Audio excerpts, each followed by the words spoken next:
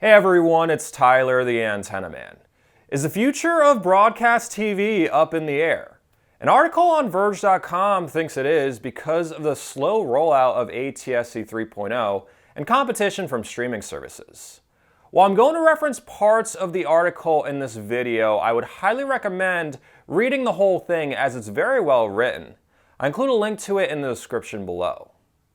So the main theme of this article is that the future of TV is up in the air and that broadcasters plan to rely on antennas and DVRs to keep themselves relevant in a growing online video streaming landscape. The first section of the article, titled "A Big Promise, Small Start," refers to the new ATSC 3.0 next-gen TV standard. It launched about 5 years ago and broadcasters had hoped it would have taken off by now. While the broadcast group Pearl TV claims that ATSC 3.0 will be available in about 75% of the United States by the end of the year, the problem is that very few TVs on the market have next-gen tuners built in. Most are in higher-end TV sets that the average person may not be able to afford. The article also mentions how you won't find next-gen tuners in low-priced TCL and Vizio TVs. I agree with everything in this section of the article. We are still in the very early stages of the launch of ATSC 3.0. Broadcasters need to be patient and work with manufacturers to provide consumers with more affordable ways to buy a next-gen tuner that isn't a $700 TV. The next section of the Verge.com article is titled "New Hardware Can Help." The media company EW Scripps, one of several companies involved in the launch of ATSC 3.0, recently purchased Tableau's owner Nuvio. For those of you who don't know, Tableau makes over-the-air DVRs, many of which you can find reviews of on my YouTube channel. There is speculation that because Scripps is involved with the launch of ATSC 3.0, the company has an incentive to quickly develop and release ATSC 3.0 enabled Tableau devices. Scripps Network's Chief Distribution Officer, Jeffrey Wolf, claims not everyone wants to change their TV for new technology, which is true. Converters or dongles are going to be important pieces of the success of that transition, which is very true. Not everyone should have to purchase a new TV to get next-gen TV. The next section of the article, titled "4K Support is MIA," refers to how one of the most popular features among ATSC 3.0, 4K, is not available due to bandwidth limitations. You see, when ATSC 3.0 launches in a market, it usually takes place on one TV signal. Since multiple TV stations are on one single RF channel, there simply is not enough room to broadcast in 4K. We're pretty lucky that the standard will support 4 or 5 high-definition TV stations on one single RF channel.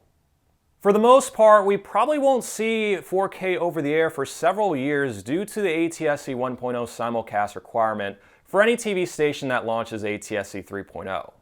For those of you who aren't aware, any TV station that launches ATSC 3.0 must keep all of their broadcasts on the air in ATSC 1.0 for the average person to receive for at least 5 years after they launch ATSC 3.0. Broadcasters want to eliminate this requirement in order to speed up the process of ATSC 3.0. The National Association of Broadcasters sent a letter to the FCC claiming that the transition to ATSC 3.0 is, quote, "stalled and in peril." The hope is that the FCC will take a more active role in the transition, hopefully mandating that all new TVs are next-gen enabled, rather than allowing broadcasters to quickly shut down ATSC 1.0 as there simply aren't enough options for consumers in terms of affordable next-gen tuners.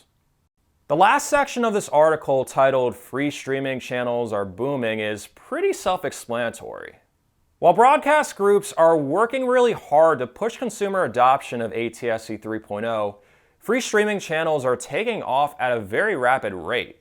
Turn on a smart TV and you'll find hundreds of free live streaming channels. Even a streaming device like a Roku will give you access to them as well. It's a lot more convenient for the average person to watch a live streaming channel on an app rather than spend time and money setting up an antenna, possibly an outdoor antenna. Right now, the audience size of free over-the-air TV is larger than that of free streaming channels.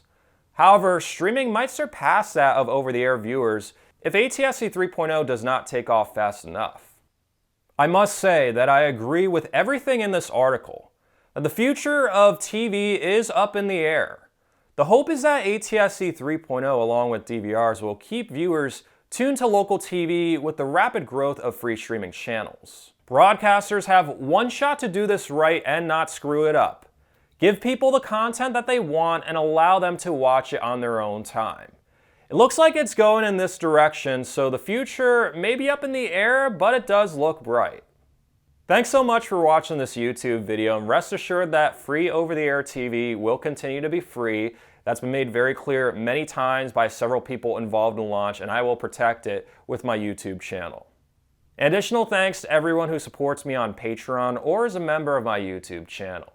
If my videos helped you cut the cord, or if you just think they're cool and would like to help support them while gaining exclusive perks, such as behind-the-scenes content, access to my videos ad-free 1 day early, and direct contact with me, visit patreon.com/antennaman or click the join button in this video, and you can also click the thanks button. If you're on Facebook, you can like my Facebook page at facebook.com/antennamanpa. If you're not on Facebook and would like to receive email updates whenever I post new videos, feel free to sign up to my email list. I include a link in the description of the video.